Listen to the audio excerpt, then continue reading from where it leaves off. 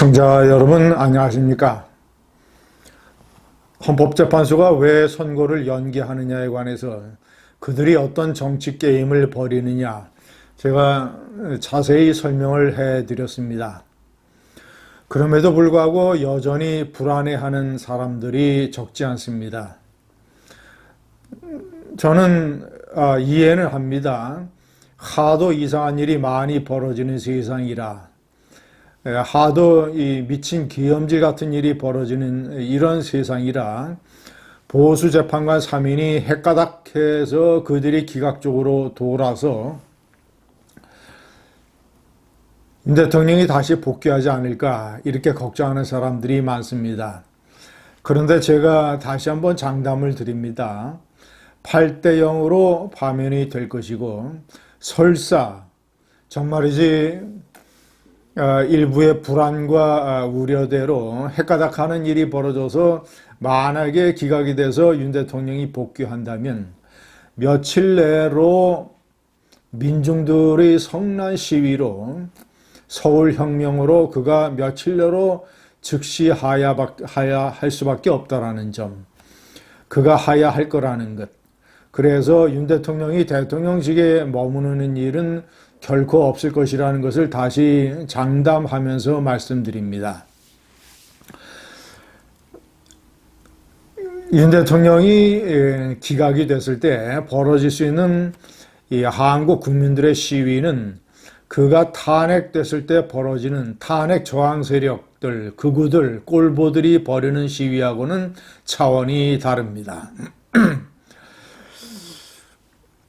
시청자 여러분, 이 시위에서 가장 중요한 것은 그 심리와 장소입니다.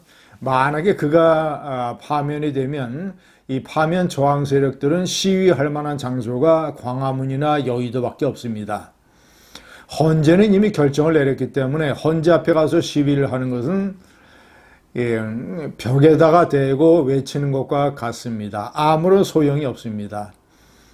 그리고 이 대통령이 용산 대통령실이나 관저에도 없기 때문에 용산에 가서 시위를 할 수도 없습니다.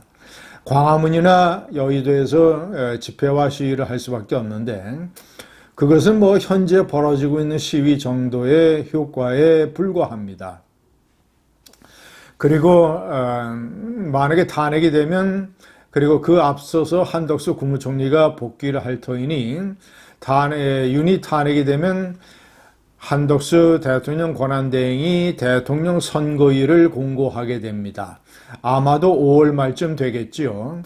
그렇게 되면 급속히 여야 정당들이 조기 경선 체제로 들어가고 모든 언론과 사회의 관심이 5월 조기 대선에 쏠리게 됩니다. 윤 대통령 탄핵이 옳았느냐 그렇느냐 이것은 급속도로 사그러들 것입니다. 광화문과 여의도의 집회파들은 그들의 어떤 정치적, 경제적, 사회적 이익 때문에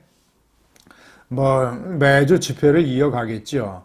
그러나 그것은 이제 늘상 있는 것에 불과할 겁니다.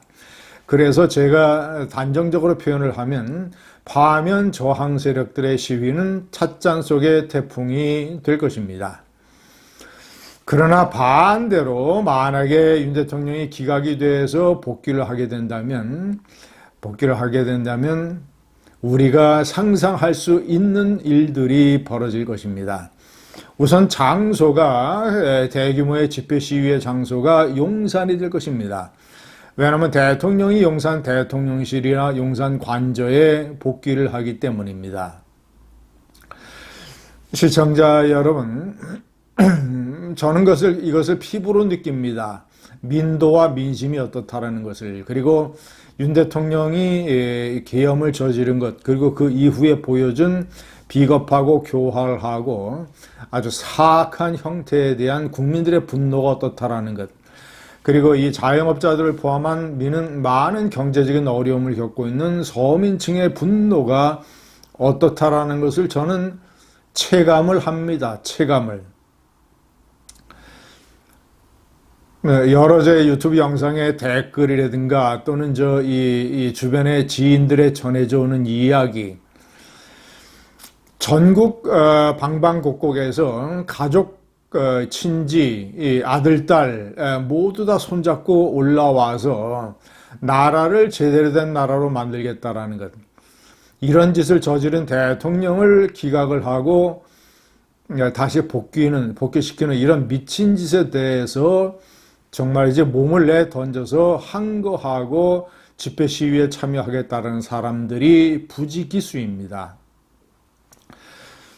시청자 여러분, 장소가 대단히 중요합니다. 문재인 대통령이 나라를 망칠 때 2019년 광화문을 가득 메웠던 수만, 그리고 최고는 수십만의 이 반문재인 인파들, 그때 시위의 열기가 최고점에 달한 것은 장소가 광화문이었기 때문입니다. 장소가 문재인 청와대의 바로 옆이었기 때문입니다. 함성과 고함과 아우성이 문재인의 귀에 생생하게 들어갈 정도의 거리였기 때문에 더욱더 그 집회와 시위가 열기를 띨 수 있었습니다. 그리고 심리적으로 정말이지 문재인이 나라 망치는 것에 대해서 문재인이 앞에 있으면 당장 내쫓아버리고 싶은 그런 분노가 가슴속에 가득 찼기 때문에 그때의 집회 시위가 그렇게 뜨거웠던 것입니다. 윤석열이 만약에 용산에 복귀하게 되면 용산에서 벌어지는 시위도 마찬가지입니다. 아마도 서울역에서 용산, 그리고 많게는 한강까지 이 용산 대로를 가득 메울 것입니다. 수십만의 인파가, 그래서 용산 대통령실과 관저로 몰려갈 것입니다. 그러면 그것을 통제할 수 있겠습니까? 경찰이 통제하겠습니까? 아니, 물리적으로 통제가 가능하겠습니까? 물리적으로도 통제가 불가능하지만 경찰이 지난 계엄 때 경찰이 어떻게 이용당하고 그리고 어떻게 순환을 겪었으며 최고 지휘부가 깜빵에 어떻게 갔는가를 생생히 기억을 하는데 경찰이 그 시위대를 막겠습니까? 그리고 심리적으로도 많은 젊은 경찰들이 윤석열 대통령에 대한 분노를 가지고 있기 때문에 오히려 시위대들에게 길을 터줄 가능성이 높습니다. 그러면 대통령실이나 관저의 경호처가 막을 수 있겠습니까? 수십 명의 경호원들이 권총을 차고 기관단총을 차고 아무리 상부에서 명령한다고 해도 김성은이와 이광우가 비록 영장이 기각은 됐습니다만은 어떻게 사법 처리되고 있는가를 생생하게 목격을 했는데 시위대를 막으라는 지시에 총을 쏴서라도 시위대를 막으라는 지시가 내려진다고 한들 그 지시를 지키겠습니까? 윤석열 대통령이 계엄령을 내린다고 한들 국무위원들이 찬성하겠습니까? 국무위원들이 이제는 몸을 던져서 결사적으로 막을 것입니다. 그리고 시청자 여러분, 지금 국방부 장관 대행을 맡고 있는 장관 대행, 국방부 차관, 아주 제가 봤을 때는 강직한 인물입니다. 절대로 계엄령을 대통령에게 건의하지 못합니다. 아니, 군이 계엄령에 따르겠습니까? 특전사와 수방사와 방첩사와 정보사의 군 장병들이